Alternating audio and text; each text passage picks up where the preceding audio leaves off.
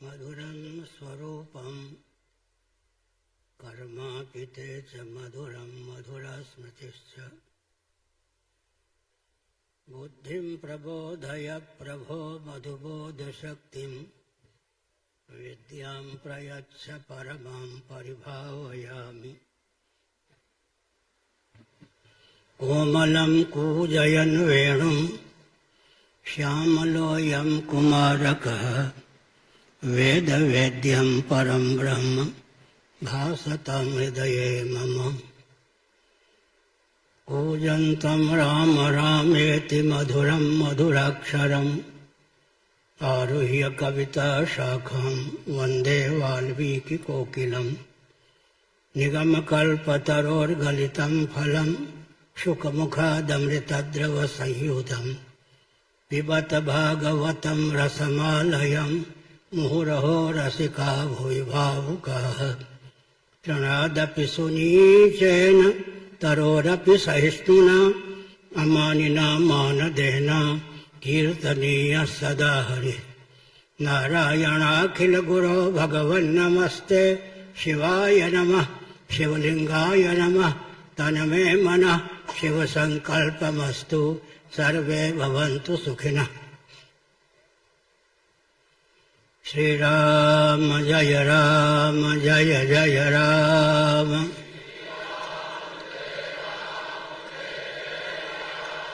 पंखा तो नहीं है ना।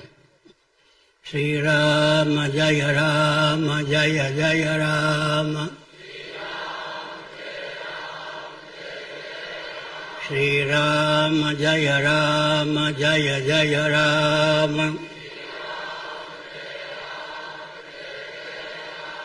धर्म के अधर्म का प्राणियों में विश्व का गौ माता की गोहत्या भारत सर्वभूत हृदय धर्म सम्राट श्री स्वामी करपात्री जी महाराज के, श्री जगन्नाथ महाप्रभु के, श्री बलभद्र महाप्रभु के, भगवती सुभद्रा देवी की, चक्र सुदर्शन महाभाग के, विमलाम्बा भगवती के।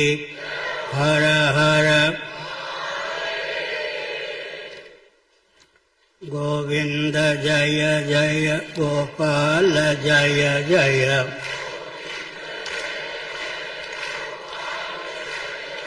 राधा रमण हरि गोविंद जय जय।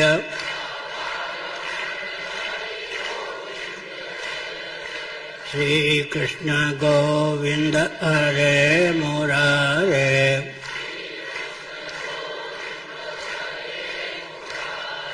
हे नाथ नारायण वासुदेव।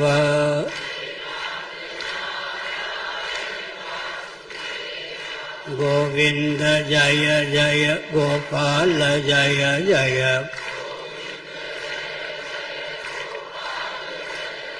राधा रमण हरि गोविंद जय जय।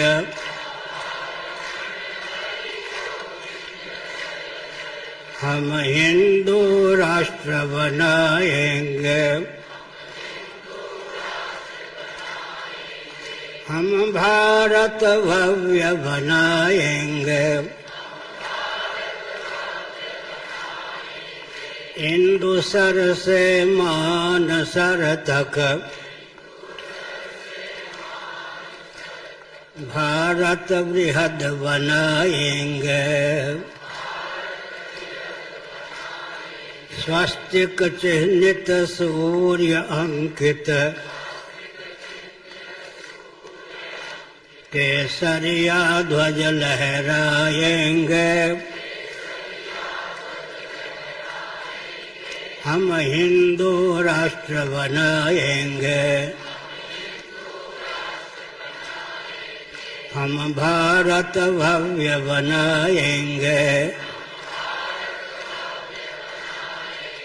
हम भारत बृहद बनाएंगे। वन्दे मातरम् वन्दे मातरम् वन्दे मातरम्।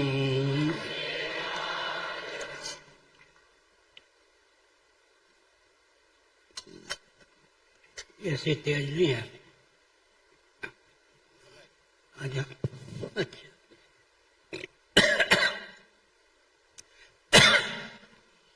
समुपस्थित समादरणीय संत वृंद, विद्वद वृंद, भक्त वृंद एवं भक्तिमती मातृशक्ति,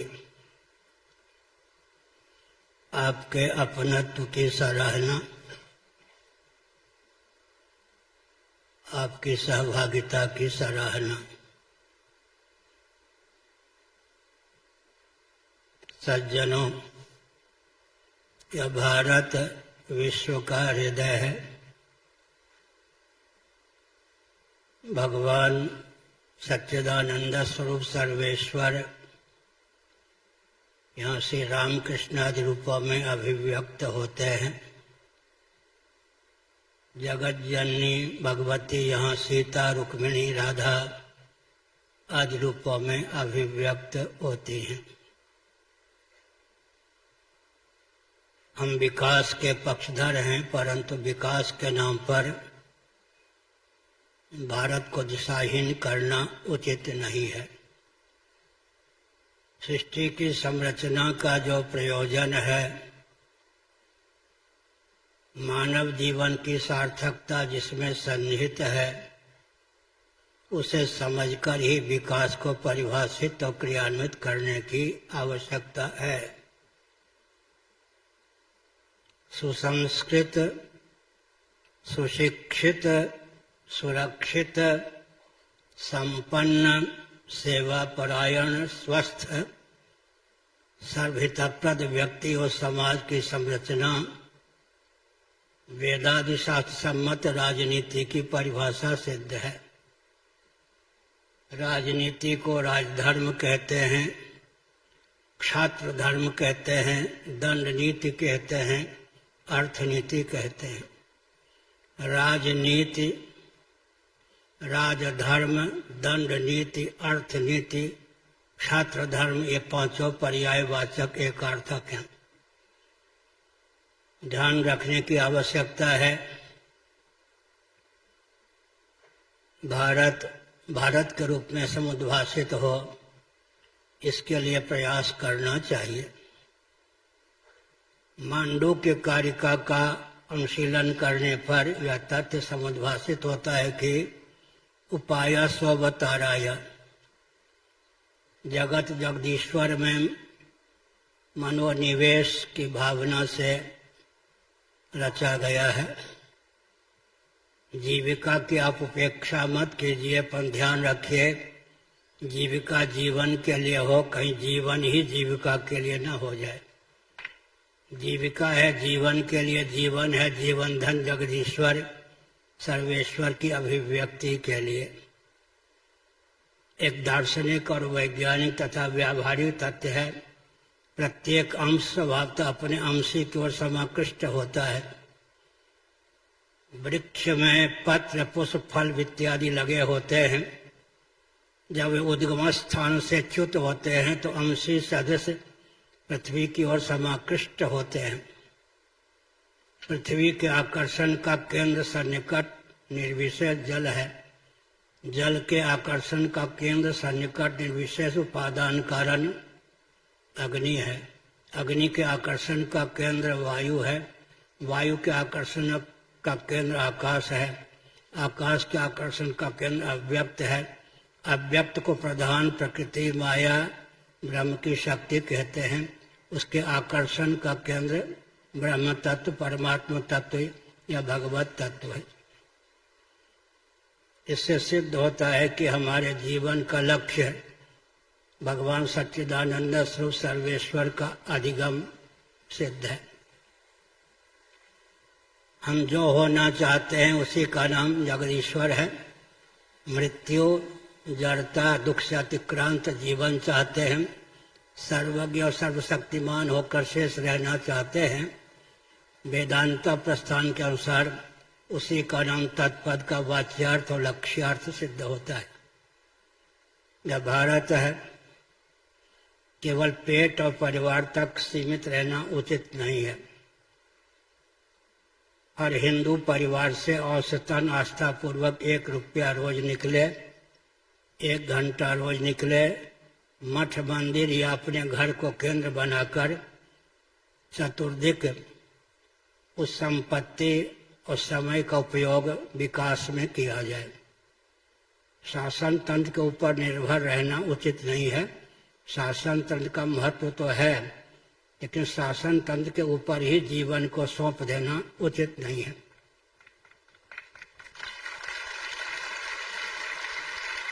अधिकांश जो राजनेता होते हैं वे शब्द वेदी वर्ण का उपयोग करते हैं।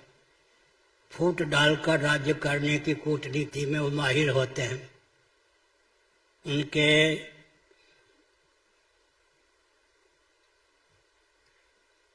अभियान को समझने की आवश्यकता है।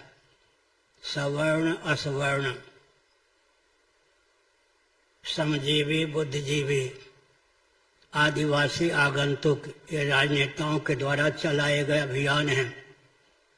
कूटनीति के आधार पर राजनीति विभाजन करने वाली सामग्री है। राजनेता विभाजित कर देते हैं देश को। राजनेता तो चाहिए, लेकिन ध्यान रखने की आवश्यकता है, हमारे अस्तित्व आदर्श पर प्रहार करना राजनीति या राजनेता का दायित्व नहीं है। इस तथ्य को हृदयंगम करने की आवश्यकता है। मानव जीवन की सार्थकता को देखते हुए यह समझना आवश्यक है कि यत् करोसि यदश्नासि यत् जुहोसि ददासि यत् तपस्यसि कौन्तेय तत्कुरुषु मदर्पणम्। यहाँ स्वतंत्र कोई चेष्टा नहीं है, भगवदर्थ ही सारी चेष्टा है। यह सनातन धर्म की विशेषता है। हम स्नान करते हैं तो देवी देवता को स्नान कराने की पात्रता समर्जित करने की भावना से। हमारे यहाँ भोजन बनता है तो देवी देवता को भोग लगाने की भावना से। हम भोजन करते हैं तो देवी देवता को भोग लगा करके। हम शयन करते हैं तो देवी देवता को योग निद्रा लाभ कराकर। हम जगते हैं तो देवी देवता को योग निद्रा से उठाने की भावना से। कोई पृथक चेष्टा नहीं है। मैं एक संकेत करता हूँ, नीति प्रीति स्वार्थ और परमार्थ चारों में सामंजस्य साधने की विधा भगवान राम से सीखनी चाहिए। हमारा जीवन मंगलमय, अपने लिए सबके लिए हितप्रद तभी सिद्ध हो सकता है जब हम नीति प्रीति स्वार्थ और परमार्थ चारों में सामंजस्य साधना सीखें। नीति के पक्षधर प्राय कर्कश हो जाते हैं, प्रीति का निर्वाह नहीं कर पाते। प्रीति के पक्षधर दीवाने हो जाते हैं, नीति का निर्वाह नहीं करते। स्वार्थ के वशीभूत व्यक्ति परमार्थ की उपेक्षा कर देते हैं। बहुत से व्यक्ति परमार्थ के नाम पर स्वार्थ की उपेक्षा कर देते हैं। पर भगवान राम की नीति है, हम नीति प्रीति स्वार्थ और परमार्थ चारों में सामंजस्य साधकर व्यवहार करें। हमारा जीवन अपने लिए और सबके लिए हितप्रद होगा। 4 सकार का ध्यान रखें। सच्चिदानंद स्वरूप सर्वेश्वर के स्मरण का बल हो, सद्भाव पूर्वक संवाद का बल हो, सेवा का प्रकल्प हो, संघ बल हो। चारों सकारों से मंडित हमारा जीवन अपने हित में, सबके हित में प्रयुक्त और विनियुक्त हो सकता है। यह ध्यान रखने की आवश्यकता है। जितने भौतिकवादी हैं इनकी बहुत दयनीय स्थिति होती है। ये पंचभूतों को तो जानते नहीं, भूतों का ही ज्ञान नहीं है तो भौतिकवादी इनको कैसे कहेंगे। दूसरी बात है, इंद्रिय तादात्म्यपन्न भौतिकवादी होते हैं, चेतना विशिष्ट शरीर को आत्मा मानते हैं। परंतु हमारा सिद्धांत है, देह के नाश से जीवात्मा का नाश नहीं होता, देह के भेद से जीवात्मा में भेद की प्राप्ति नहीं होती। गीता में स्वचक्षु, दिव्य चक्षु, ज्ञान चक्षु का वर्णन है। जब हम किसी व्यक्ति को पिता समझते हैं तो ज्ञान चक्षु सन्निहित दिव्य चक्षु भावित स्वचक्षु का उपयोग होता है। जब हम किसी स्त्री को माता समझते हैं। ज्ञान चक्षु सन्निहित दिव्य चक्षु भावित स्वचक्षु का उपयोग होता है। गीता में तीनों चक्षु का वर्णन किया गया है। न तुमाम शक्य से द्रष्टु मने नैव स्वचक्षुषा दिव्यम ददामि ते चक्षु पश्चिमे योगमैश्वरम। स्वप्नावस्था में भगवत कृपा से हमको दिव्य चक्षु सुलभ होता है। कर्मेंद्रियां सो जाती हैं, ज्ञानेंद्रियां सो जाती हैं, अंतःकरण अर्धनिद्रित हो जाता है। वासना की प्रगल्भता और निद्रा दोष के वशीभूत होकर स्वप्न होता है। स्थूल शरीर और स्थूल प्रपंच का आभानात्मक वियोग रूप त्याग के बल पर स्वप्नावस्था में हमको आपको अद्भुत क्षमता सुलभ होती है। ऐसे तीर्थ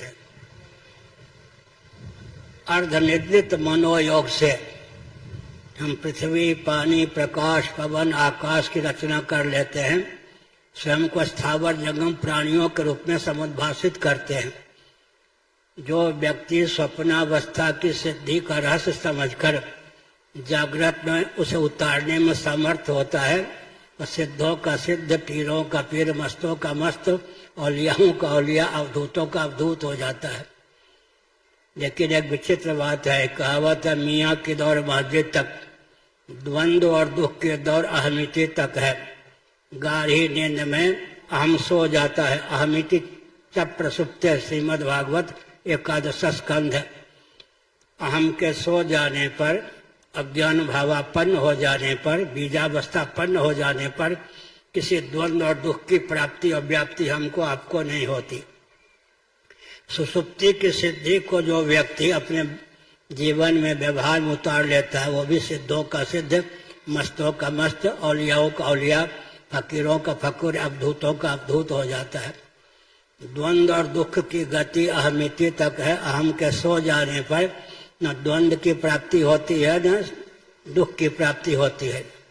इस प्रकार का जीवन आदर्श माना गया है।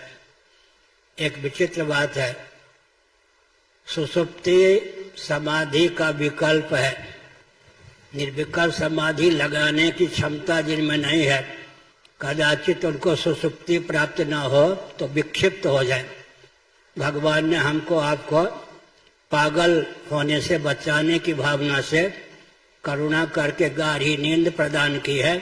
गाढ़ी नींद की विशेषता क्या है? अहम के सो जाने के कारण द्वंद्व और दुख से हम अतिक्रांत रहते हैं। सुसुप्ति की सिद्धि को जागृत में जो उतार लेता है, वो भी सिद्धों का सिद्ध, पीरों का पीर, मस्तों का मस्त, औलियाओं का औलिया हो जाता है। ध्यान रखने की आवश्यकता, सुसुप्ति और समाधि में क्या भेद है। एक कहावत है हिंदी में, तिल के ओट में पहाड़ छिपा है। प्रज्ञा शक्ति जिसको बुद्धि कहते हैं, प्रज्ञा शक्ति से तादात्म्यपन हो जाए प्राण, तब हमको आपको समाधि की प्राप्ति होती है। और प्राण से तादात्म्यपन हो जाए प्रज्ञा, तो हमको सुसुप्ति की प्राप्ति होती है। निर्विकल्प समाधि का विकल्प सुसुप्ति है। सन 1972 में जब मैं वृंदावन में रहता था, संन्यास तो 72 में हुआ है। ज्योतिर्मठ के मान्य शंकराचार्य श्री कृष्ण बोधाश्रम ये महाभाग एक दिन के लिए उड़ियाबाजी के आश्रम में पधारे। उनके चरणों के पास में मर्यादा की सेवा में बैठ गया। उनका शरीर ब्रज का था। उन्होंने कहा, कहो साहब, ईश्वर को क्या गरज पर गरी को उसने गाढ़ी नींद बना दी।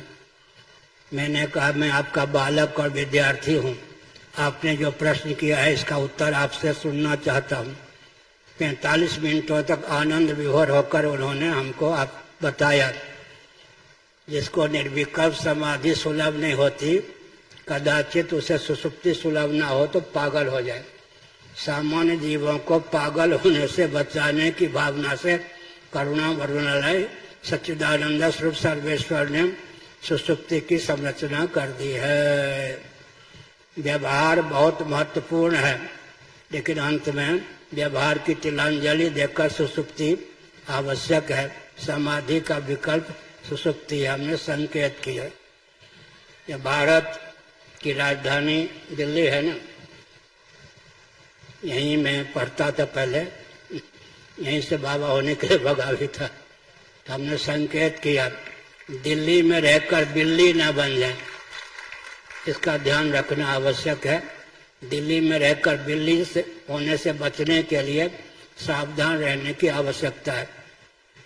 अब तक के प्रवचन का सारांश यह निकला, सनातन सिद्धांत के प्रति आस्फानित रहने पर ही विकास के नाम पर विकास हो सकता है।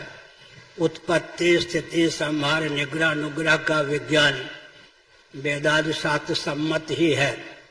उत्पत्ति का विज्ञान, स्थिति का विज्ञान, संहार का विज्ञान, निग्रह का विज्ञान, अनुग्रह का विज्ञान इस रॉकेट, कंप्यूटर, एटम के युग में भी वेदों से ही प्राप्त हो सकता है या वेदादि वेद सम्मत पुराणों के द्वारा, इतिहास के द्वारा प्राप्त हो सकता है। बुश महोदय जिनके पिता अमेरिका के राष्ट्रपति रह चुके थे, दूसरी बार अमेरिका के राष्ट्रपति पद पर प्रतिष्ठित होने जा रहे थे। बुश महोदय एक बार राष्ट्रपति रह चुके थे। उन्होंने अंग्रेजी में कुछ वाक्यों को कहा, हिंदी में अर्थ होता है उनके शब्दों में, हम क्रिश्चियन हैं, बाइबल में हमारी आस्था तो है, लेकिन सृष्टि की जानकारी जो बाइबल से मिलती है उस पर विज्ञान और वैज्ञानिकों ने पानी फेर दिया। लेकिन हम संकेत करते हैं, अगर कोई हिंदू कहता तो बवाल मच जाता। स्वयं बुश जी ने कहा बाइबल में जो सृष्टि संबंधी जानकारी है उस पर आधुनिक विज्ञान और वैज्ञानिकों ने पानी फेर दिया। हो गया ना। तो हमने संकेत किया सज्जनों, उत्पत्ति का विज्ञान हो, स्थिति का विज्ञान हो, संहार का विज्ञान हो, निग्रह का विज्ञान हो, अनुग्रह का विज्ञान हो, वेदादि शास्त्र सम्मत विधा से ही हम प्राप्त कर सकते हैं। शिव पुराण के अनुसार पृथ्वी में उत्पादनी शक्ति की प्रधानता है, जल में पालनी शक्ति की प्रधानता है, अग्नि में संहार शक्ति की प्रधानता है, वायु में निग्रह शक्ति की प्रधानता है, आकाश में अनुग्रह शक्ति की प्रधानता है। जिसके जीवन में पृथ्वी, पानी, प्रकाश, पवन में जो गुण हैं, आकाश में जो गुण हैं, उत्पत्ति, स्थिति, संहार, निग्रह, अनुग्रह, वो प्रतिष्ठित होते हैं, वो सिद्धों का सिद्ध हो जाता है। अपने जीवन में दिव्यता का आधान करना चाहिए। मनुस्मृति के अनुसार महायज्ञ से ब्राह्मीयम कहते तनु, महायज्ञों के द्वारा, यज्ञों के द्वारा, अंगन्यास के द्वारा, करन्यास के द्वारा, भूशुद्धि के द्वारा, भूशुद्धि के द्वारा ब्राह्मी तनु की अभिव्यक्ति होती है। देहेंद्रीय प्राणांतकरण में दिव्यता का आधान होता है। एक संकेत करता हूँ, हमने 3 चक्षु का नाम लिया, स्वचक्षु, दिव्य चक्षु, ज्ञान चक्षु। स्वचक्षु की प्रधानता जागृत में है, दिव्य चक्षु की प्रधानता स्वप्न में है, ज्ञान चक्षु की प्रधानता सुसुप्ति में है। अज्ञान के भी ज्ञाता होकर सुसुप्ति में हम शेष रहते हैं। अज्ञान का भी हमको ज्ञान होता है, तो हमने संकेत किया। इसलिए जागृत, स्वप्न, सुसुप्ति, ये जीवन में तीनों अवस्थाएं आती हैं। तीनों अवस्थाओं से शिक्षा लेने की आवश्यकता है। कदाचित 5 मिनटों के लिए सही हमको आपको भगवान जगन्नाथ की कृपा से दिव्य चक्षु की प्राप्ति हो जाए। हम संकल्प करें कि अनादिकाल से अब तक जितने शरीरों को सब बना दिया है, एक कालावच्छेदन उन सब शरीरों का मुझे दर्शन प्राप्त हो। एक एक व्यक्ति के द्वारा त्यागे गए शरीरों से कोटि कोटि ब्रह्मांड पड़ जाए। अनादि और अनंत में गणित की गति नहीं होती है। अनादि और अनंत में गणित की गति नहीं होती है। ईश्वर के कार्यालय में भी लेखा जोखा नहीं है। एक एक बंदे ने, जीव ने अनादिकाल से अब तक कितने शरीरों को सब बना दिया है। अब तक जितने शरीरों को सब बना दिया है, उन शरीरों की अपेक्षा एक अधिक यह शरीर है या नहीं, वर्तमान शरीर है या नहीं। इसलिए भगवद गीता के 5वें अध्याय का अनुशीलन करने पर यह तथ्य समुद्भाषित होता है कि यही तर्जिता सर्गो ये शाम साम्य स्थितम मनः निर्दोषम समम ब्रह्म तस्मात् ब्रह्मण ते स्थिता। उन्होंने जीवन काल में ही पुनर्भव पर विजयश्री प्राप्त कर ली, जिनका मन सकल सदोष विषम अनात्म प्रपंच से उपरत होकर आत्म स्वरूप में सन्निहित हो गया। प्रामाणिक रीति से विचार करने पर जगत सदोष और विषम है। वैज्ञानिक भी इस तथ्य को स्वीकार करते हैं, जगत सदोष विषम है, निर्दोष सम तो केवल परमात्मा ही है। इसलिए उपाय स्ववताराय उन्होंने जीवन काल में ही पुनर्भव पर विजयश्री प्राप्त कर ली, जिनका मन सकल सदोष और विषम अनात्म प्रपंच से उपरत होकर निर्दोष सम परमात्मा में सन्निहित हो गया। धीरे धीरे मन को परमात्मा में सन्निहित करने का विचार करना चाहिए। चित्तम चिदित जानेया तकार रहितम यदा तकारो विषयाध्यास जपा रागो यथा मणौ। भगवत पाद शिवावतार शंकराचार्य महाभाग जो कि ईस्वी सन से 507 वर्ष पूर्व अवतीर्ण हुए, उनका यह वचन है। चौकार चित्त तो संयुक्त चित्त, चित्त से तकार को कर्षित कर लेंगे, चित्त चार खाने चित्त होकर चित्त ज्ञान स्वरूप होकर ही शेष रहेगा। इसलिए योग वासिष्ठ के अनुसार, त्रिपुरा रहस्य के अनुसार, अन्नपूर्णोपनिषद के अनुसार, बराहोपनिषद के अनुसार, मुक्तिकोपनिषद के अनुसार विचार करें तो तकार विषयाध्यास है। मननी शक्ति से युक्त आत्मा का नाम ही मन हो जाता है, मननी शक्ति रहित मन का नाम ही आत्मा हो जाता है। हमने संकेत किया मन को आत्मा स्वरूप में प्रतिष्ठित करने की स्वस्थ विधा है। मननी शक्ति से युक्त आत्मा का नाम मन है, मननी शक्ति विहीन मन का नाम आत्मा है। जब हम गाढ़ी नींद में होते हैं तब सृष्टि का स्वरूप क्या होता है।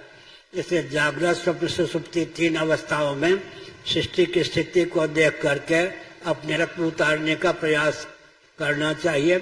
योग से अर्धनिद्रित मन के योग से हम पृथ्वी, पानी, प्रकाश, पवन, आकाश, स्थावर जंगम प्राणियों की रचना कर लेते हैं, वैसे ही जागृत में भी कर सकेंगे। सिद्धि का अर्थ क्या होता है? सिद्धि के दो भेद होते हैं, ध्यान पूर्वक आप सुन रहे हैं। साध्य की सिद्धि और स्वतः सिद्ध की सिद्धि। सिद्धि के दो भेद होते हैं। साध्य की सिद्धि अंतःकरण की शुद्धि साध्य की सिद्धि है, समाधि साध्य की सिद्धि है, ब्रह्म सिद्धि या निष्कर्म सिद्धि स्वतः सिद्ध की सिद्धि है। तीनों प्रकार की सिद्धि होनी चाहिए। चित्त शुद्ध हो, समाहित हो और निष्कर्म सिद्धि से समलंकृत हो। निष्कर्म सिद्धिम परमाम संन्यासे नाधिगच्छति। हमने संकेत किया एक एक व्यक्ति अपने जीवन में करोड़ों एटम बम की क्षमता प्राप्त कर सकता है, जिस विधा का हमने वर्णन किया उस विधा का आलम्बन लेने पर। इसलिए विचार करने की आवश्यकता है, धीरे धीरे मन करना चाहिए। अभी हमने संकेत किया पार्थिव प्रपंच को भावना की प्रगल्भता से पृथ्वी में विलीन कर दें, पृथ्वी को जल में विलीन कर दें, जल को अग्नि में विलीन कर दें, अग्नि को वायु में विलीन कर दें, वायु को आकाश में विलीन कर दें और आकाश को अव्यक्त में विलीन कर दें, अव्यक्त को आत्मा में विलीन कर दें। ब्रह्म स्वरूप सच्चिदानंद रूप होकर ही हम शेष रहेंगे। एक विचित्र तथ्य है, इस पर आपका ध्यान केंद्रित होना चाहिए। अभी चीन ने कूटनीति का परिचय दिया, पाकिस्तान सावधान। चीन की सीमा में जो मस्जिदें थी उनको चीन ने तोड़वा दिया, मुसलमानों को खदेड़ के भगा दिया। अब वो हिमायती बनता है पाकिस्तान का और चीन कूटनीति का प्रयोग कर रहा है कि पाकिस्तान को भारत से भिड़वा दे। जितने मुसलमान सज्जन पाकिस्तान में हैं या भारत में हैं, चीन की इस कूटनीति को समझें। जिस चीन ने अपनी सीमा में मस्जिदों को तुड़वा दिया, मुसलमानों को खदेड़ के भगा दिया, वह चीन अब भारत से पाकिस्तान को भिड़वाने का प्रयास करता है। उचित नहीं है ना। मैं किसी का नाम अनास्था पूर्वक नहीं लेता, लेकिन संकेत करना चाहता हूं। जिन्ना क्या चाहते थे? देश के विभाजन के बाद भी जिन्ना की बेटी बंबई में रही या नहीं? देश के विभाजन के बाद भी मनमोहन सिंह जी पाकिस्तान छोड़ के भारत में आके बसे या नहीं? आज पाकिस्तान की क्या दशा है? जो जो क्षेत्र, जो जो भूभाग भारत से पृथक किए गए, उन सब की दुर्दशा है। हमने संकेत किया एक विशाल वट का वृक्ष हो, एक एक वृक्ष की शाखा, उस वृक्ष की शाखा टूट जाए, वट शोभाहीन हो जाएगा, लेकिन जो शाखा टूटेगी वो तो सूखी जाएगी, जलने का काम हो जाएगी। इसलिए 110 वर्ष पहले भारत जैसा था उस पर विचार करना चाहिए। मैं एक संकेत करना चाहता हूँ, सबके पूर्वज सनातनी वैदिक आर्य हिंदू थे या नहीं? मोहम्मद साहब के पूर्वज कौन थे? सनातनी वैदिक आर्य हिंदू। ईसा मसीह जी के पूर्वज कौन थे? रोम में आज भी ईसा मसीह की प्रतिमा वैष्णव तिलक से युक्त है या नहीं? रोम में आज भी ईसा मसीह जी की प्रतिमा वैष्णव तिलक से युक्त है। ईसा मसीह जी का जीवन चरित्र पढ़िए, 10 वर्षों तक वो कहाँ रहे? छिपकर भारत में रहे। ईसा मसीह जी की समाधि भी, जिसको कब्र कहते हैं मुसलमान, जम्मू कश्मीर में है या नहीं? आरएसएस के संचालक होते थे सुदर्शन जी, उन्होंने हमको कहा ईसा मसीह को फांसी की सजा दी गई, फांसी के तख्ते पर लटका दिया गया। लोगों ने समझा थोड़ी देर में प्राणांत हो ही जाएगा, चलो। धीरे धीरे ईसा मसीह जीवित निकले, नीचे उतरे, यात्रा करते हुए भारत आए।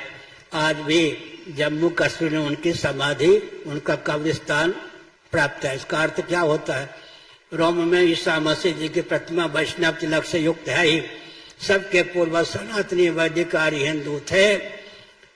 अब हिंदुओं का जो सिद्धांत है वो दर्शन, विज्ञान, व्यवहार तीनों दृष्टियों से परिपुष्ट है।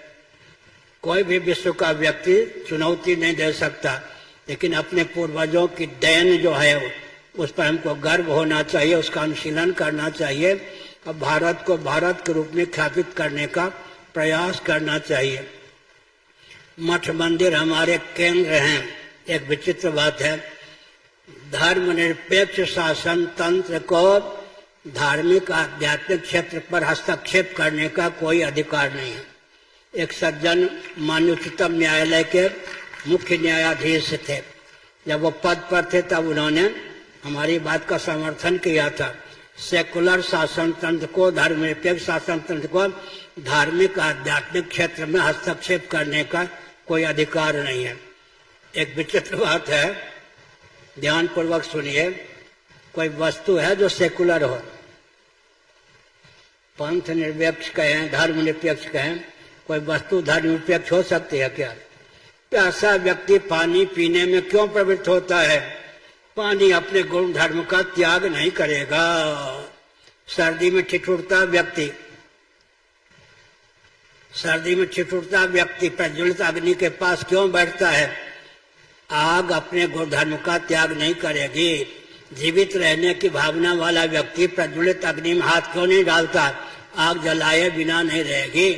किसी भी वस्तु की सत्ता उपयोगिता जिस पर निर्भर है उसका नाम सज्जनों धर्म है। धर्म निरपेक्ष कोई वस्तु हो संभव नहीं, धर्म निरपेक्ष कोई व्यक्ति हो संभव नहीं। योग दर्शन का आलम्बन लीजिए, शब्द ज्ञानानुपाति वस्तु शून्यो विकल्प है। बंध्या पुत्र कोई व्यक्ति विशेष नहीं होता, केवल शब्द मात्र है। शस्त्र सिंह खरगोश के सिंह नहीं होते, केवल शब्द है। धर्म निरपेक्ष केवल शब्द है, कोई वस्तु और व्यक्ति धर्म निरपेक्ष हो जाए संभव ही नहीं है। धारणा धर्म, जो धारक और उद्धारक होता है उसका नाम धर्म है सज्जनों। अभी हमने बताया कि धर्म के 2 भेद हैं, एक सिद्ध कोटि का धर्म, एक साध्य कोटि का धर्म। दोनों की उपयोगिता है। पृथ्वी के कार्य वृक्षादि को धारण करने वाली पृथ्वी का नाम धर्म है। पृथ्वी को धारण करने वाला जल का नाम धर्म है। जल का उपादान कारण अग्नि का नाम धर्म है। अग्नि का उदय निलय विलय स्थान वायु का नाम धर्म है। वायु का उदय निलय विलय स्थान अव्यक्त का नाम धर्म है। अव्यक्त का उदय निलय विलय स्थान आत्मा का नाम धर्म है। कठोपनिषद और बौद्धागम में आत्मा का नाम धर्म है। सिद्ध कोटि के धर्म का हमने वर्णन किया। कहीं कहीं आकाश के ऊपर अहम तत्व और महत्त्व का वर्णन भी हमको प्राप्त होता है। महाभूतान्य अहंकारो बुद्धिरव्यक्तमेव च, गीता के 13वें अध्याय में अष्टधा प्रकृति का वर्णन है। बीच के 2 तत्वों को भी हम ले लेते हैं। आकाश से ऊपर अहम तत्व से ऊपर महत्त्व। लेकिन गणित की दृष्टि से हम विचार करें तो गणित की दृष्टि से विचार करें और कृषि की दृष्टि से विचार करें, 2 प्रकार की प्रक्रिया होती है, एक गणित की प्रक्रिया, एक कृषि की प्रक्रिया। गणित की दृष्टि से विचार करें तो 0 1 2 3 4 5 अवरोह क्रम। आरोह क्रम से विचार करें 5 4 3 2 1 0।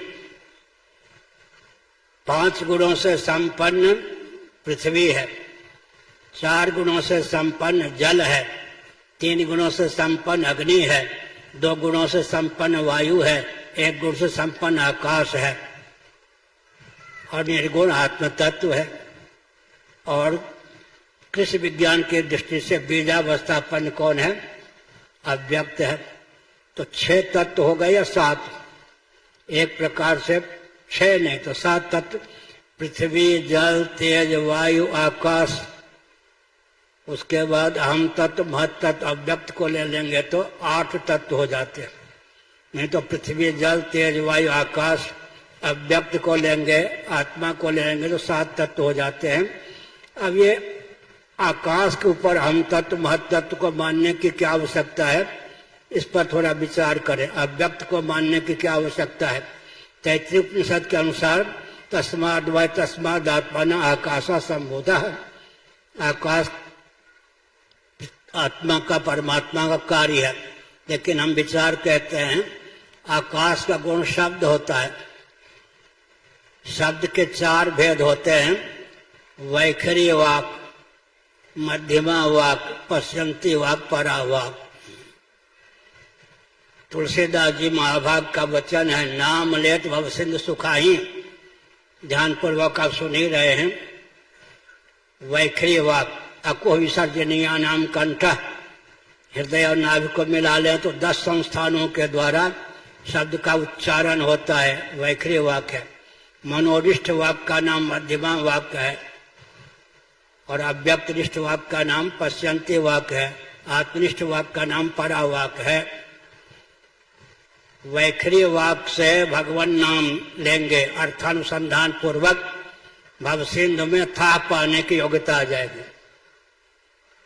मध्यमा वाक से लेंगे, अर्थानुसंधान पूर्वक भगवान का नाम, भव सिंधु के पार जाने की योग्यता आ जाएगी। भवसागर चाह पार जो पावर। पश्यंती वाक से अगर भगवान नाम लेंगे अर्थानुसंधान पूर्वक, भव सिंधु सूख जाएगा। परा वाक से नाम लेंगे तो भव सिंधु आनंद सिंधु के रूप में समुल्लासित हो जाएगा। अब थोड़ा विचार कीजिए, एक मनोरम तथ्य, जगत जगदीश्वर के अंदर है या बाहर? भगवान के अंदर जगत है, विश्व है या बाहर? अगर बाहर है तो भगवान व्यापक सिद्ध नहीं होंगे, अंदर है तो भगवान ठोस नहीं सिद्ध होंगे। इसलिए जगत न तो जगदीश्वर के बाहर है न अंदर, जगदीश्वर ही जगदाकार परिलक्षित हो रहे हैं। जैसे स्टील ही दंडाकार परिलक्षित हो रहा है, वैसे ही जगदीश्वर ही जगदाकार परिलक्षित हो रहे हैं। यह जगत जगदीश्वर के अंदर भी नहीं है, बाहर भी नहीं है। भगवान ही जगदीश्वर ही जगदाकार परिलक्षित हो रहे हैं। विश्वम दर्पण दृश्यमान नगरे तुल्यम निजांतर्गतम। भगवान शंकराचार्य महाभाग, जिनका प्रादुर्भाव ईस्वी सन से 507 वर्ष पूर्व हुआ, उनका वचन है। अब एक संकेत करता हूँ। बिंब मुख हुआ, दर्शक दृष्टा हो गया, दर्पण शीशा होता है, बिंब अलग, अलग दर्शन अलग, दर्पण अलग, फिर भी प्रतिबिंब की स्वतंत्र सत्ता नहीं होती। कहीं दर्शक बिंब दर्पण तीनों एक हो जाएं तो प्रतिबिंब की स्वतंत्र सत्ता कैसे होगी? एकांत विचार करने की जरूरत है। मुखचंद्र हो गया बिंब, दर्शक हो गया दृष्टा, और दर्पण में मुखचंद्र अभिव्यक्त होता है, प्रतिफलित होता है। यहाँ दर्शक पृथक, बिंब पृथक, दर्पण पृथक, फिर भी प्रतिबिंब स्वतंत्र सत्य नहीं होता। अगर कहीं दृष्टा माने दर्शक, बिंब, दर्पण तीनों एक हो जाएं, प्रतिबिंब स्वतंत्र सत्य कैसे होगा? इसलिए जहां जाए वहीं दृष्टि भगवद आकार के हो, भगवद आकार वृत्ति। दृष्टि को सूक्ष्म करने की आवश्यकता है। नाम रूप को कार्य के अष्टिभात प्रिय का दर्शन जो व्यक्ति करने में समर्थ है, उसकी दृष्टि से भगवान का भी ओझल नहीं होते। एक मैं संकेत करता हूँ, यो माम पश्यति सर्वत्र सर्वं च मयि पश्यति तस्य हम न प्रणश्यामि स्वच मैं न प्रणश्यति। जो माम पश्यति सर्वत्र, जो मुझे सर्वत्र देखता है, सर्वं च मयि पश्यति, मुझ परमात्मा में सबको देखता है, तस्य हम न प्रणश्यामि सच में न प्रणश्यति, वह मेरी दृष्टि से ओझल नहीं होता, उसकी दृष्टि से मैं ओझल नहीं होता। एक दूसरे का आदर्शन रहित दर्शन सिद्ध होता है। तो हमने संकेत किया ये सब जो दार्शनिक तत्व हैं, इनको जीवन में धीरे धीरे उतारने का प्रयास करना चाहिए।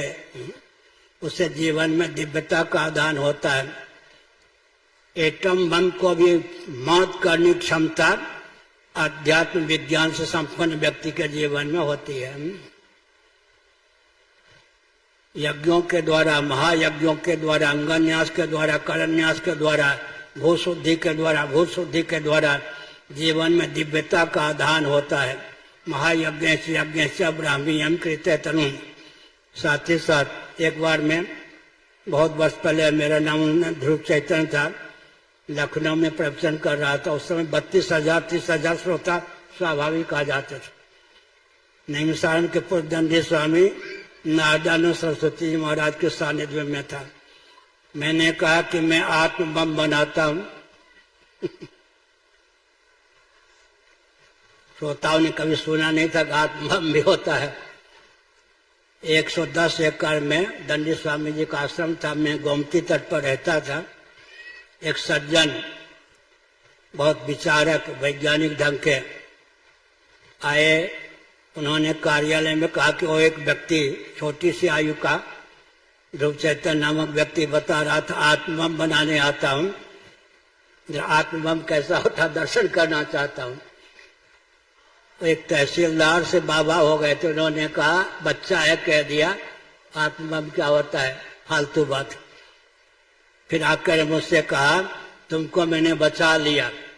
दाढ़ी जटा, तहसीलदार थे, बाद में हो गए बाबा, वो क्या जाने। तुमको मैंने बचा लिया, अगर वो देखने आता तुम आत्मबम कैसे बताते? कहीं है तुम्हारे पास आत्मबम? हमने कहा करोड़ों एटम बम को मात करने की क्षमता जिस आत्मबम में है, वो आत्मबम हमको है, आप क्या जानो। तहसीलदार रहे, बाबा हो गए तो दाढ़ी बढ़ जाने से थोड़े हो जाएगा। इसलिए हमने संकेत किया आध्यात्मिक ज्ञान विज्ञान जो है, ऋषिणाम पुनराद्यानाम वाचमर्थो विधावती।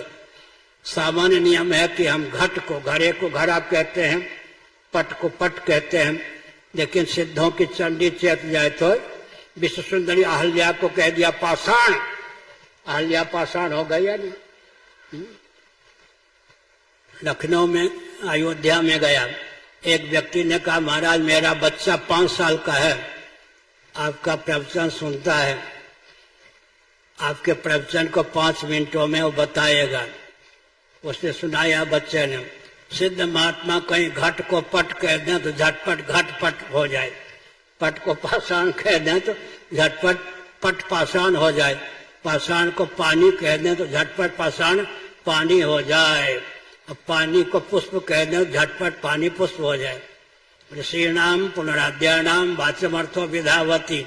सामान्य नियम है घट को घट पट को पट कहते हैं, लेकिन चंडी चेत जाए तो सिद्ध महात्मा कई घट को पट कह दें झटपट घटपट हो जाए, पट को पाषाण कह दें झटपट पट पाषाण हो जाए, पाषाण को क्या कह दें पानी, झटपट पाषाण पानी हो जाए, पानी को पुष्प कह दें झटपट पानी पुष्प हो जाए। आवश्यकता पड़ने पर इन सिद्धियों का उपयोग करना चाहिए। सिद्धि के 3 भेद का वर्णन मैंने किया। चित्त की शुद्धि एक सिद्धि है, चित्त की समाधि दूसरी सिद्धि है, निष्कर्म सिद्धि या ब्रह्म सिद्धि तीसरी सिद्धि है। जिसके जीवन में चित्त शुद्ध है, समाहित है और ब्राह्मण स्थिति संपन्न, निष्कर्म सिद्धि संपन्न है, सिद्धों का सिद्ध, पीरों का पीर, मस्तों का मस्त, औलियाओं का औलिया, फकीरों का फकीर है। तो हमने संकेत किया, क्या संकेत किया? जीवन में सिद्धि चाहिए। लोग कहते हैं सिद्धि के चप्पे पर नहीं पड़ना चाहिए। भगवान शंकराचार्य महाभाग ने सिद्धियों का अधिक वर्णन नहीं किया। कलयुग में छोटी आयु होती है, सिद्धि के नाम पर चित्त भटक न जाए, लेकिन 3 सिद्धि तो चाहिए ना। चित्त की शुद्धि का समर्थन किया शंकराचार्य महाराज ने। समाधि का वर्णन किया गया है, समाधि की सिद्धि होनी चाहिए, समाहित होना चाहिए, और अंत में क्या होना चाहिए? ब्रह्म सिद्धि या निष्कर्म सिद्धि। चित्त शुद्ध है, समाहित है, निष्कर्म सिद्धि प्राप्त है, सिद्धों का सिद्ध, पीरों का पीर हो गया। एक विचित्र बात है, वो सर्वात्मा हो गया, सर्वभावापन्न हो गया। सबको जो आत्म स्वरूप समझता है उसका कोई बाल बांका नहीं कर सकता। मैं एक संकेत करता हूँ, सावधान। जिसके जीवन में अहिंसा की प्रतिष्ठा है, योग दर्शन तत्सन्निधौ वैरात्यागः, जिसके जीवन में अहिंसा की प्रतिष्ठा है, उसकी विद्यमानता से बैर विहाय चरयक संगा, आपस में लाग डांट रखने वाले प्राणी भी बैर को छोड़कर विचरण करते हैं। अपने जीवन में अगर हम दिव्यता का आधान करेंगे तो हम तो लाभान्वित होंगे ही, चतुर्दिक उसका प्रभाव पड़ेगा। काकभूषुंडी के आश्रम में तो दिव्यता ही, चतुर्दिक उसका प्रभाव पड़ता है। भगवान सूर्य अपने मंडल पर होते हैं, मंडल में भ्रमण करते हैं, लेकिन सूर्य मंडल तक ही उनका प्रकाश थोड़े सीमित है, चंद्र मंडल तक ही चंद्रमा का प्रकाश थोड़े संभव है। इसी प्रकार से जीवन में ऐसी दिव्यता होनी चाहिए, पूरे विश्व को, ब्रह्मांड को उद्भासित करने की क्षमता आनी चाहिए। इसलिए धीरे धीरे अपने जीवन में दिव्यता का आदान करें। तुलसीदास जी महाभाग के शब्दों में धर्म ते विरत योग ते ज्ञाना ज्ञान मोक्षप्रद वेद्वकाना, भामतीकार महाभाग ने, वाचस्पति मिश्र जी ने 25 पंक्तियों के माध्यम से जिन तथ्यों को उद्भासित किया, तुलसीदास जी ने एक पंक्ति में उसको पिरो दिया। धर्म ते विरति, धर्म का फल है वैराग्य, वैराग्य का फल है समाधि, समाधि का फल है ज्ञान, ज्ञान का फल है मोक्ष। धर्म ते विरत योग ते ज्ञाना ज्ञान मोक्ष पर वेद्वकाना। एक विचित्र बात है, वैराग्य से डर लगता है या नहीं लोगों को? लेकिन भगवान शंकराचार्य महाभाग ने अपने भाष्यों के माध्यम से इस तथ्य को उद्भासित किया है। ध्यान पूर्वक सुनिए। वैराग्य का विषय अनात्मा है, न कि आत्मा। और जो जिससे विरक्त होता है उसका अधिपति हो जाता है। क्या? जो जिससे विरक्त होता है वो उसका अधिपति हो जाता है। समस्त अनात्मा प्रपंच से जो विरक्त है तो समस्त अनात्मा प्रपंच का नियामक हो जाता है।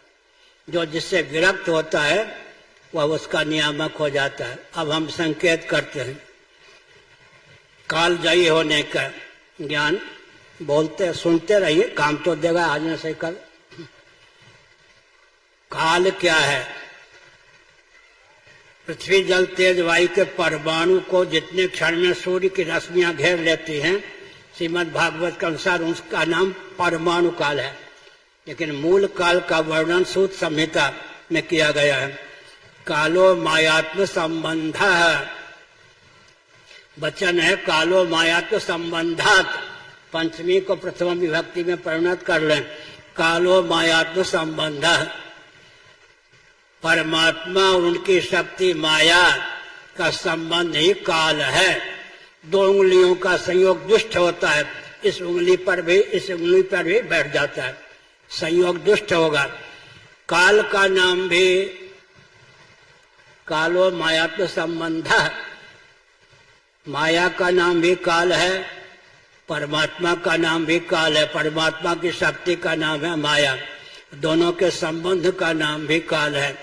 काल के स्वरूप को जान लेने वाला कालजयी हो जाता है, काल के स्वरूप को जानने वाला कालजयी हो जाता है। कालो मायात्म संबंधात, कालो मायात्म संबंध, कालः कलयताम अहम, भगवान श्री कृष्ण का वचन है। तो हमने संकेत किया महाकाल, उज्जैन में कौन है? आत्म तत्व क्या है? महाकाल, कालों का विकाल, कालो मायात्म संबंध है।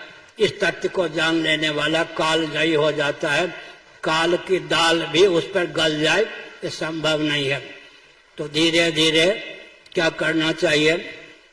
24 घंटे में कम से कम 40 मिनट भगवान के भजन का बल होना चाहिए। हमारे पूज्य गुरुदेव स्वामी कटपात्री महाभाग ने एक बार उनके चरणों के पास मर्यादा की सीमा में बैठा था, काशी की बात है। उन्होंने कहा क्यों हो ये मुसलमान सज्जन 5 बार नमाज क्यों पढ़ते हैं? बताओ, मुसलमान सज्जन 5 बार नमाज क्यों पढ़ते हैं? मैंने कहा मैं आपका बालक और विद्यार्थी हूँ, आप ही कृपा करके बताइए कि 5 बार क्यों पढ़ते हैं। उन्होंने कहा हमारे तुम्हारे पूर्वजों से, हिंदुओं से इन्होंने शिक्षा ली होगी। सूर्योदय के पूर्व कम से कम 15 मिनटों तक भगवान के भजन का व्रत लीजिए, धीरे धीरे उसका पालन कीजिए। सूर्योदय के समय भगवान का भजन कीजिए, मध्याह्न काल में भगवान का भजन कीजिए, सायंकाल भगवान का भजन कीजिए, रात्रि में सोने के पूर्व भगवान का भजन कीजिए। एक व्यक्ति, मथुरा के चौबे की बात दूसरी है, आध घंटे, कोई मथुरा के चौबे हंस रहे, एक व्यक्ति आध घंटे में भरपेट भोजन कर लेता है। उस भोजन का प्रभाव 5 घंटे तक कम से कम बना रहता है। नहीं, बच्चों की कहानी अलग है, हाथ सूखा तो बच्चा भूखा। एक व्यक्ति आध घंटे में भोजन कर लेता है, 5-6 घंटे तक उस भोजन से प्रज्ञा शक्ति, प्राण शक्ति उसकी परिपुष्ट रहती है। भोजन से भी भजन घटिया है क्या? भोजन से भजन घटिया है क्या? अगर एक आसन पर बैठकर आध घंटे भजन कर लेंगे तो 4-5 घंटे तक प्रज्ञा शक्ति और प्राण शक्ति परिपुष्ट रहेगी। इसलिए हमने संकेत किया भगवत भजन से वैराग्य नहीं, भगवान का भजन होना ही चाहिए, उससे जीवन में प्रज्ञा शक्ति, प्राण शक्ति परिपुष्ट रहेगी। गायत्री मंत्र का अनुवाद में बोल रहा हूँ तुलसीदास जी के शब्दों में। गायत्री मंत्र का अनुवाद जान लीजिए, जानते हो तो प्रयोग कीजिए। जनक सुता जग जननी जानकी, अतिशय प्रिय करुणा निधान की, ताके जुगपद कमल बनाऊं, जास कृपा निर्मल बच पाऊं। भगवती सीता की आराधना से निर्मल मति की प्राप्ति होती है। गायत्री मंत्र का अनुवाद हुआ या नहीं? जनक सुता जग जननी जानकी, अतिशय प्रिय करुणा निधान की, ताके जुगपद कमल बनाऊं, जासु कृपा निर्मल मति पाऊं। निर्मल मति, मल रहित मति की प्राप्ति भगवती सीता की आराधना से होती है। जनक सुता जग जननी जानकी, अतिशय प्रिय करुणा निधान की, ताके जुगपद कमल बनाऊं, जास कृपा निर्मल मति पाऊं। हम एक बार गुजरात में स्वामी नारायण संप्रदाय के किसी सज्जन के यहाँ रुके थे। हमने देखा कि बच्चों को स्नान का अवसर दिया जाता है, 10-15 मिनट वो पाठ करते हैं, तब उनको जलपान दिया जाता है। हम भी घर में थे, 10 साल की आयु में यज्ञोपवीत हो गया, स्नान करके 1000 गायत्री मंत्र जपते थे, तब जलपान होता था, उससे पहले नहीं। भजन का बल होना चाहिए सज्जनों। भजन का बल होगा तो भव सिंधु में तरने की क्षमता आ जाएगी, तैरने की क्षमता भव सिंधु सूख जाएगा। भजन का बल होगा तो अपना जीवन सबके हित में प्रयुक्त और विनियुक्त होगा। भजन का बल अवश्य होना चाहिए। पृथ्वी की अपेक्षा पानी का अधिक महत्व हमने बताया। इसी प्रकार भगवत भजन का सर्वोत्कृष्ट महत्व है। भजन से उपरामता उचित नहीं है। धीरे धीरे भजन का बल और वेग हो। साथ ही साथ यह भारत है, विकास के नाम पर इसको दिशाहीन करने का प्रयास नहीं करना चाहिए। एक विचित्र तथ्य है,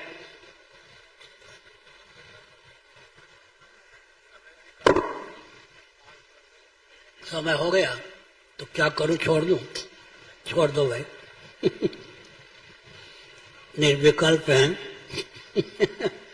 विकल्प भी नहीं। भजन का बल अर्जित कीजिए।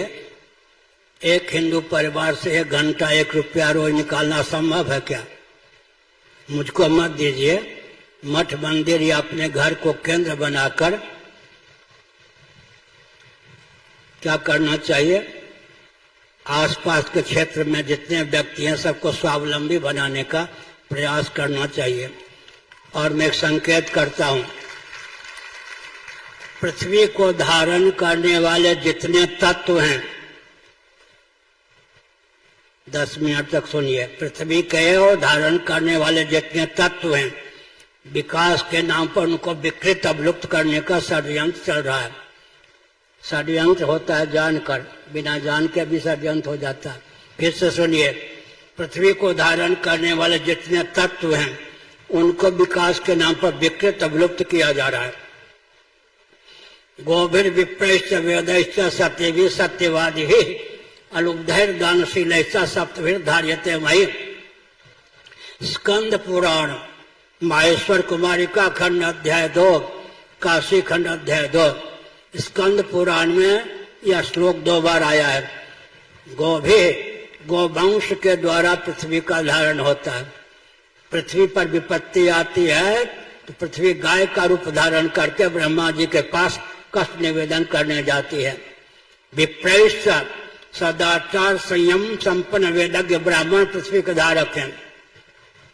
वेदैश्च ऋक् यजु सामथर वेद पृथ्वी के धारक हैं। सती साध्वी देवियां पृथ्वी को धारण करती हैं। सत्यवादी निर्लोभ और दानशील पृथ्वी को धारण करते हैं। पृथ्वी को धारण करने वाले जो 7 तत्व हैं, विकास के नाम पर उनको विकृत और विलुप्त करने का षड्यंत्र चल रहा है। उसे सावधान रहने की आवश्यकता है। अब महाभारत के अनुसार धर्म कामश्च कालश्च वसुर वासुकिरेव च अनंत कपिलश्चैव सप्तैते धरणीधराः। पृथ्वी को धारण करने वाला धर्म है, काम है। धर्म विरुद्धो भूतेषु कामोषु भर्तस्व। काल पृथ्वी को धारण करता है। विद्युत का गलत उपयोग होने के कारण दिन रात्रि की विभाजक रेखा विगलित हो गई है, जिससे विस्फोट हो रहा है। पतिव्रता होने पर भी दिति ने सायंकाल में पति कश्यप जी को स्पर्श करने के लिए बाध्य किया। इस प्रमाद के कारण 2 आतंकवादियों को उसने जन्म दिया, हिरण्यकश्यप हिरण्याक्ष। भगवान ही बच्चा में घर घर में यह न हो तो इसलिए हमने कहा धर्म कामश्च कालश्च वसुर वासुकिरेव च। चल अचल संपत्ति के देवता वसु और वासुक हैं। अनंत कपिलश्चैव परापरा विद्या के देवता शेषनाग हैं और कपिल हैं। सार क्या निकला? पृथ्वी को धारण करने वाले 5 तत्व हैं। धर्म पृथ्वी का धारक है, अर्थ पृथ्वी का धारक है, काम पृथ्वी का धारक है, मोक्ष पृथ्वी का धारक है और काल पृथ्वी का धारक है। इन 5 पृथ्वी के धारक तत्वों की रक्षा में अपने जीवन का उपयोग और विनियोग होना चाहिए। आज के प्रवचन का सारांश हुआ, सबके पूर्वज सनातनी वैदिक आर्य हिंदू थे। मोहम्मद साहब के पूर्वज कौन थे? ईसा मसीह जी के पूर्वज कौन थे? सबके पूर्वज सनातनी वैदिक आर्य हिंदू थे। एक संकेत करता हूं, स्थावर प्राणी जो तरुलता गुल्म इत्यादि हैं, श्रीमद् भागवत आदि पुराणों का अध्ययन कीजिए। कश्यप ऋषि, कश्यप इत्यादि महर्षियों की धर्मपत्नियों के गर्भ से देवता धनुज आदि नहीं, तरुलता गुण स्थावर प्राणी उत्पन्न हुए। हमारे आपके जीवन में भी स्वप्नावस्था में अर्धनिद्रित मनोयोग से पृथ्वी, पानी, प्रकाश, आकाश, पवन, स्थावर जंगम प्राणियों की उत्पत्ति हो जाती है। हमारा जीवन सबके हित में उपयुक्त और प्रयुक्त हो, यह आवश्यक है। हमारा जीवन वसुधैव कुटुंबकम की व्याख्या है। उदार चरिता नाम तो वसुधैव कुटुंबकम, महोपनिषद के 6ठे अध्याय का यह वचन है। उदार चरिता नाम तो वसुधैव कुटुंबकम, सर्वेषां मंगलम भूयात्, सर्वे भवन्तु सुखिनः, सर्वे सन्तु निरामयाः, सर्वे भद्राणि पश्यन्तु, मां कश्चित् दुःख भाग् भवेत्। गरुड़ पुराण के अंतिम अध्याय का अंतिम श्लोक है। तो हमने संकेत किया सज्जनों, क्या संकेत किया? सबके हित में अपने जीवन का उपयोग और विनियोग करना चाहिए। हम सबके हित ऐसे हों, सबके हितज्ञ हों, सबके हित करने में तत्पर हों और सबके हित करने के सामर्थ्य से संपन्न हो। हमारा भला होगा, पूरे विश्व का भला होगा। श्री राम जय राम, जय जय राम। एक और बात, महायंत्रों के द्वारा गोवंश इत्यादि का नाश हो रहा है। अब बैलगाड़ी का युग चला गया। महायंत्रों के द्वारा जिस प्राणी की उपयोगिता का फरण कर लिया जाता है, वो उस प्राणी की प्रजाति विकृत हो जाती है, विनष्ट हो जाती है। हल में भी बैलों का उपयोग नहीं है, इसलिए गोवंश की हत्या बढ़ ही रही है। तो जितने पृथ्वी के धारक तत्व हैं सब विकृत और विलुप्त किए जा रहे हैं। इसलिए विकास के नाम पर विनाश का मार्ग प्रशस्त न हो, इधर शासन तंत्र का ध्यान केंद्रित होना आवश्यक है। अगर शासन तंत्र ध्यान केंद्रित नहीं करता है तो हम आचार्यों का दायित्व है और हमारे जीवन व बल और वेग ईश्वर प्रदत्त है कि शासन पलट करके जैसा शासन भारत को चाहिए वैसा शासन देने में समर्थ है। दो का तालमेल, एक भृगु जी थे ब्राह्मण, एक पृथु जी, दोनों में सैद्धांतिक सामंजस्य था। धर्मराज की प्रतिष्ठा हुई या नहीं? एक और वशिष्ठ जी और राम जी, दोनों में सैद्धांतिक सामंजस्य था। धर्मराज की प्रतिष्ठा हुई या नहीं? एक और धौम जी या वेदव्यास जी और युधिष्ठिर जी, दोनों में सैद्धांतिक सामंजस्य था। धर्मराज की प्रतिष्ठा हुई या नहीं? एक और नवरत्न जी और दूसरी और विक्रमादित्य जी, दोनों में क्या था? सैद्धांतिक सामंजस्य था। और एक और समर्थ रामदास जी, दूसरी ओर शिवाजी, दोनों होना चाहिए। व्यासपीठ की उपयोगिता नहीं है, ये उचित नहीं है। और अंत में सज्जनों, अगर मैं किसी को प्रधानमंत्री बना के घुमाना प्रारंभ करूं, विक्षिप्त या अराजक माना जाऊंगा या नहीं? जो प्रधानमंत्री है वही प्रधानमंत्री है। लेकिन अभी राजनेता शंकराचार्य जगत गुरु बना के घुमाए जा रहे हैं, ये विक्षिप्त या आतंकवादी सिद्ध हुए या नहीं? इनको किसने अधिकार दिया शंकराचार्य बना घुमाने का? ये राजनेता शंकराचार्य बना के घुमा रहे हैं, जगत गुरु जी बना के घुमा रहे हैं। देश का विनाश होगा या नहीं? अंग्रेजों ने शासन किया, मुसलमानों ने शासन किया, किसी आतंकवादी अराजक तो शंकराचार्य बनाया क्या? एक प्रधानमंत्री थे भारत में, संभवतः नरसिंह राव नाम था, परोक्ष प्रिय। मेरे विरोध में उन्होंने एक आतंकवादी को शंकराचार्य बना घुमाने प्रारंभ किया। उसके बाद एक वाजपेयी नामक व्यक्ति आए, उस व्यक्ति को विदेश में ले जाकर कहा ये पुरी के शंकराचार्य हैं। अब जो प्रधानमंत्री हैं, मेरे लाडले प्यारे हैं, मिल चुके हैं, उन्होंने कहा कम से कम भूल कर सकूं, अधिक से भूल ये है कि आतंकवादी को शंकराचार्य बना के देश विदेश में घुमा रहे हैं। देश का क्या होगा? यह विचार करने की आवश्यकता है। भारत की राजधानी दिल्ली है, मैं यही विद्यार्थी था, यहीं से भगा बाबा होने के लिए। जिस देश में आतंकवादी को शंकराचार्य बना घुमाया जा रहा है, जिस देश के नेता सोचते हैं कि शंकराचार्य हमारा अनुगामी बनकर है, संभव नहीं है। इसलिए भविष्य में जो विप्लव होने वाला है उसको बचाने का प्रधानमंत्री प्रयास करके अपने आप को सुरक्षित रखें, देश की सुरक्षा का ध्यान रखें। हर हर महादेव। जगत गुरु शंकराचार्य भगवान की। सबको मैं नम्र निवेदन करता हूं, नारायण भगवान के दिव्य चरण पादुका का दर्शन सुलभ होगा, फल प्रसाद का सुलभ होगा। साथ साथ ही आयोजक मंडली के द्वारा सबके लिए भोजन प्रसाद की व्यवस्था भी है। कोई बिना भोजन प्रसाद में आज भगवान शंकराचार्य महाभाग के प्राकट्य महामहोत्सव के अवसर पर कोई गणमाध्यम के प्रतिनिधि से लेकर भक्त